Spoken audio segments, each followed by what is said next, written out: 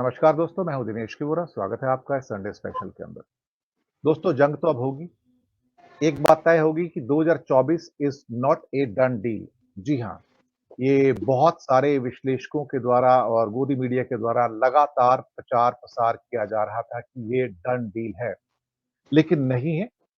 जंग होगी, जम के होगी, रण होगा, भीषण होगा। मैं कल राहुल की यात्रा को देखने गया था। मुंबई पहुंची है कल यात्रा। आज उनकी एक प्रेस कॉन्फ्रेंस थी। शाम को शिवाजी पार्क में आज एक रैली भी है। लेकिन जिस किस्म का लोगों की भीड़, उन्माद और प्रियंका गांधी भी थी, उसके अंदर ओपन जीप के अंदर लाल कलर की जीप थी उनकी जो चलती है, जिसमें राहुल और प्रियंका एक साथ में थे। और यकीन मानिए, मैंने बहुत लंबी दूरी तय की कल और मैंने देखा कि हर 200 मीटर के ऊपर लाल बहादुर शास्त्री मार्ग, जो कि ऑलमोस्ट थाना से स्टार्ट हो जाता है और स्टार्ट होके फिर साइन तक जाता है, बहुत लंबी दूरी है ये। वहां तक हर 200 मीटर पे स्टॉल थे कांग्रेस के और उनके संगीत भी बज रहा था। वहां पे सैकड़ों कार्यकर्ता एक-एक स्टॉल पे थे जो झंडे लेके अभिवादन कर रहे थे और बड़ी रंग-बिरंगी ड्रेसेस पहन के लोग आए हुए थे। तो पहली बार ऐसा लगा देखकर कि कांग्रेस पुनर्संगठित होकर महाराष्ट्र के अंदर उभरना शुरू हो रही है और एक सशक्त चुनौती बनकर निकल कर आ रही है। अच्छी बात ये थी कि इतनी बड़ी संख्या के अंदर मैंने कांग्रेस के संगठन से लोग सड़कों पर निकलते देखे। भले ही राहुल गांधी के लिए निकले, लेकिन इस बात से अंदाजा हुआ कि अ, जितना लोग अंडर एस्टिमेट कर रहे थे, वो शायद इतना नहीं करना चाहिए। लेकिन अब दरारें निकल कर आ रही हैं। हिंदी पट्टी में हरियाणा के अंदर सीटें जा रही हैं। दिल्ली में सीटें गंवाने के चांसेस हो गए हैं। राजस्थान के अंदर तो बिल्कुल क्लियर गंवाने के चांस हैं और मुझे लगता है कि हिंदी पट्टी का वो जो तिलिस्म था, वो इस बार टूट जाएगा कि मोदी अजेय हैं और 90% से ऊपर सीटें लेके जाते हैं। वो तिलिस्म के टूटने की बारी आ गई है और बाकी नॉन हिंदी पट्टी में तो खैर भगवान जाने क्या होगा। लेकिन मैं सबसे पहले आज प्रशांत जी आपके पास आता हूँ। आपको कुछ जल्दी जाना भी है, तो बीच में टाइम मिलेगा तो सेकंड फीड में भी आपको ले लूँगा। प्रशांत जी, क्या कुछ दरारें गुजरात में भी नज़र आ रही हैं? जंग तो होगी, ये धूर्त राजनीति बहुत लंबे समय तक नहीं चलेगी। प्रशांत जी। हमारे देखिए साथ आज ओम सैनी जी भी, उनका भी स्वागत कर लेता हूँ राजस्थान से और हमारे वरिष्ठ भी हैं और प्रशांत जी आपका भी स्वागत है। जी सर, आपकी टिप्पणी लेना चाहूँगा आज। सो डेफिनेटली चुनावी ब्यूगल फूंक चुका है और इसकी तैयारियां ऑलमोस्ट पिछले 1 साल से दोनों दोनों पक्ष पे। भले कांग्रेस पर्सनली कांग्रेस में कम हो, लेकिन जब से इंडिया गठबंधन जून में बना है, तब से ये ब्यूगल तो फूंक चुका है कि कुछ ना कुछ तो करना है और इसकी इम्पैक्ट भी देनी है मार्केट में। गुजरात में दरार वाली जो बात है, ऐसा है कि अभी विद इन बीजेपी थोड़ी बहुत दरार इसलिए बाहर आई है कि काफी सारे कांग्रेस से आए हैं।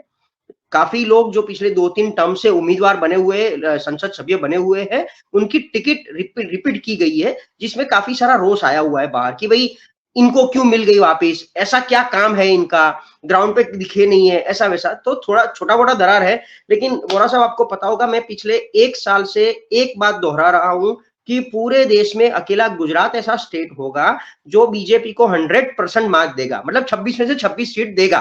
हमारे यहाँ कांग्रेस को उम्मीदवार नहीं मिल रहे। 26 में से उन्होंने 60 डिक्लेयर किए हैं।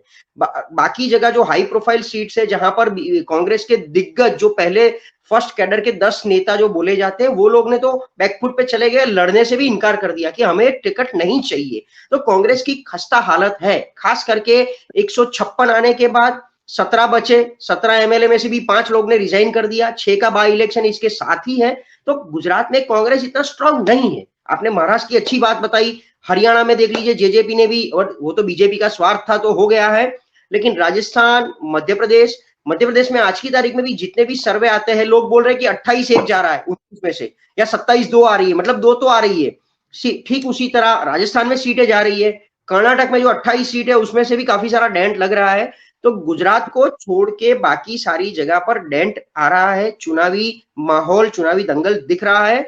राहुल गांधी का महाराष्ट्र में इतना सफलता मिलना, उसके पीछे के काफी सारी वजह भी है। देखिए, वहां पर बीजेपी की सरकार 2014 के बाद आई, पहले कांग्रेस की सरकार थी। फिर ये लास्ट टाइम 19 में भी हमने देखा कि जो महाविकास अघाड़ी बनी, जिसमें उद्धव ठाकरे है, एनसीपी है, तो वो लोगों का भी एक सपोर्ट अच्छा मिल रहा है। और खास करके बीजेपी के खेमे में, मतलब एनडीए के गठबंधन में बहुत बड़ा कंफ्यूजन इसलिए है कि जो लास्ट टाइम एक दूसरे के सामने लड़े, जो पहले 3 लोग, एक बीजेपी, एक कांग्रेस, और तीसरा शिवसेना, जो सामने लड़े हैं वो इस बार एक साथ खेमे में बैठे, तो किसका टिकट मिलेगा, किसका कटेगा, इस तरफ तो पिक्चर क्लियर है कांग्रेस की ओर कि उनको तो सिर्फ कांग्रेस और शिवसेना और एनसीपी के बीच में बंटवारा करना है, लेकिन वहां पर बहुत बड़ा तो एक दूसरे खेमे में नाराजगी रहेगी। ओवरऑल देखिए 2014 का इलेक्शन, अभी हम जनरल इलेक्शन के ऊपर आ जाते हैं वापिस, तो 2014 का इलेक्शन एंटी इनकम्बेंसी फैक्टर पे लड़ाया गया था कि भाई यूपीए की सरकार ने इतने भ्रष्टाचार किए, ये है वो है, और एक एंटी इनकम्बेंसी क्रिएट किया गया था, बहुत बड़ा आंदोलन अन्ना हजारे का चला, तो एंटी इनकम्बेंसी फैक्टर पे लड़ाया। 2019 का चुनाव हमें वक्त कम मिला, 5 साल बहुत कम होते हैं, आपके लिए हमें बहुत कुछ करना है, तो एक वोट की वो की गई थी, एक मनोकामना जताई गई थी कि हमें थोड़ा और टाइम दीजिए, तो वो टाइम खरीदा गया था। और तो 24 का इलेक्शन किस लिए लड़ना है कि एक दशक का यूपीए, एक दशक का एनडीए का गवर्नेंस सबने देख लिया है, कौन बेहतर है, कौन देश के लिए काम कर रहा है, कौन जनता के लिए काम कर रहा है, कौन देश को डुबाने के लिए, कौन देश को ऊपर लाने के लिए काम कर रहा है, क्योंकि अल्टीमेटली दोनों एंड पे एक कमिटेड वोटर्स है। बाकी जो स्विंग वोटर्स है, कोई लोग ऐसा सोचते हैं कि मेरी high profile life only because of BJP या मोदी का विजन से है, कुछ लोग ऐसा सोचते हैं कि नहीं भाई अल्टीमेटली मेरा जो खर्चा जा रहा है, मेरा एजुकेशन महंगा है, मैं घर में महंगाई से अभी भी गुजर रहा हूं, मेरा बच्चा पढ़ के बाहर आया लेकिन बेरोजगारी है, तो सरकार आज की तारीख में भी सरकारी नौकरी देने में कितनी सफल विफल हुई है। तो ओवरऑल इस मुद्दे पे, ये जो मुद्दे होते हैं कि पिछले 10 साल में मैंने कभी भी पेट्रोल का दाम कम होते हुए नहीं देखा है, ये जो हुआ है पहले 10 रुपए और कल 2 रुपए, वो तो बढ़ोती में घटोती हुई है, आपने घटोती में घटाया नहीं है, 75 का 70 नहीं किया था आपने, तो मतलब ये तो आपके प्रॉफिट में आपका नुकसान है, उससे ज्यादा हम कुछ नहीं बोल सकते। लेकिन देश की जनता को पेट्रोल 70 रुपए से कम ही मिलना चाहिए। कोई भी देश में डीजल का और पेट्रोल का रेट इक्वल देखा है क्या? आई थिंक भारत अकेला ऐसा देश है। तो ये सब चीजें हैं, लेकिन आखिरकार तो जनता जनार्दन है, वो ही ये सब डिसाइड करती है, तो किसको कैसे क्या करना है।